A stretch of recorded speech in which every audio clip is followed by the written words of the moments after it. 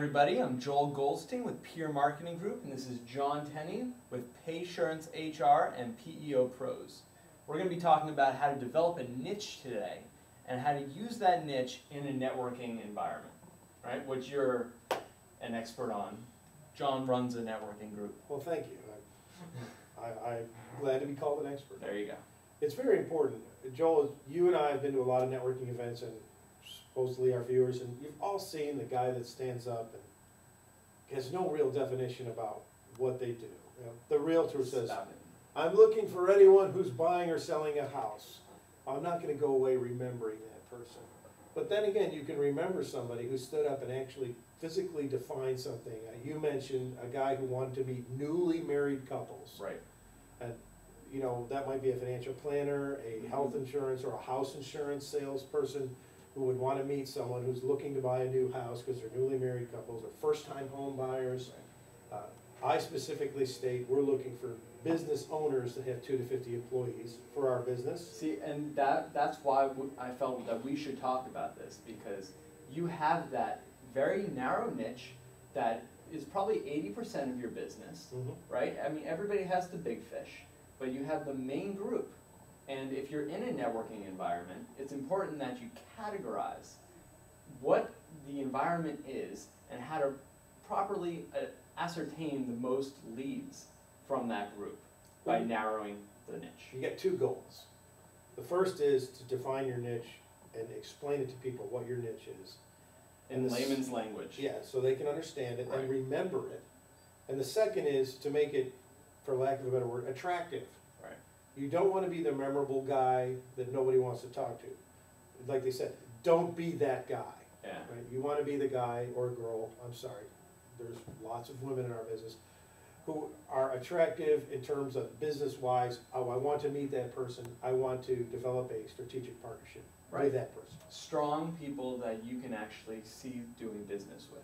Right. And I know that I've been to networking events where somebody's stood up and gone through a number of professions.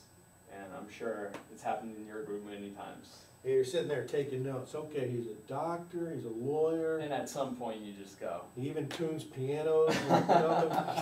Can you walk my dog? On Tuesdays only. Yes.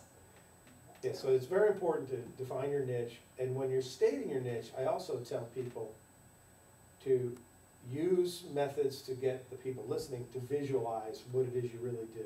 Okay, so can you give me an example of that?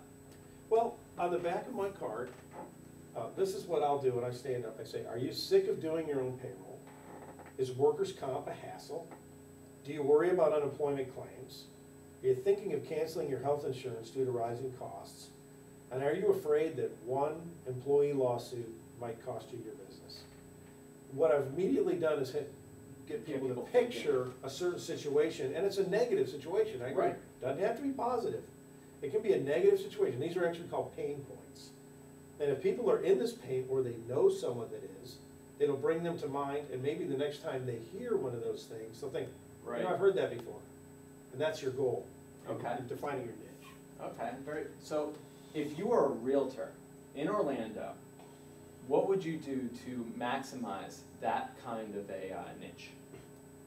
Well, what I'm about to say doesn't work for someone who's just become a realtor. Okay. Because they're going to have to kind of pick. But somebody who's been a realtor for a long time, I would go back and look at my client base and see where I was the most successful. Perhaps, you know, boy, look at it. You know, I never realized I had so many first-time buyers. In fact, so many people who were engineers who just moved here to work for, say, Lockheed Martin or Siemens. Then I would say, I would stand up in the networking group and says, I'm looking to meet people who are involved in the moving of new talent to this area, such as engineers or, you know.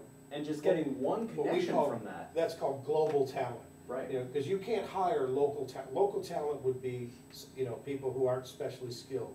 If you have to go global for a special skill, yeah, I would do that as a realtor. I would say, you know, I've noticed I have a lot of success placing people who have moved here to the area for a specific job purpose. Okay, yeah. I was about to say that if you meet one person that is a connector, and that person can be your person that'll connect you to all the little businesses, we both know people like that. It's a rule of 250. I don't know that rule. The rule of 250 is that you know 250 people that I don't know. Okay. And everyone you meet knows 250 people you don't know. Okay. I was in a group that had another word for it. They called it every loser knows a winner. Even if you meet someone who's a total loser who can't help you, Yeah. they know a winner. Right. Very cool. All right. So I would say if you're going to go into networking, define your niche first of all. Find out what it is, where you do your best. You're not limiting yourself by saying this is my niche. You can tell people, I do other things as well, but this is my niche. And that's where you're going to have the most strength, because people will remember. Right, it'll make you memorable, and it'll make people think. And that's what you want people to do. And attractive is a strategic partner. Not everybody wants to be attractive. I mean business attractive, you know. I mean, you're an attractive guy, Joel, you're not quite my type, you know. You are Jewish, which is good. There you go. But you know what I mean. You make it say, this is a person I want to be in business with. I want to give them business because I think they're going to help me get business. Right. Always a plus. Well, thank you very much. You're welcome. Thanks for It's a pleasure talking. This is John Tenney from PEO Pros. I'm Joel Goldstein. Thank you.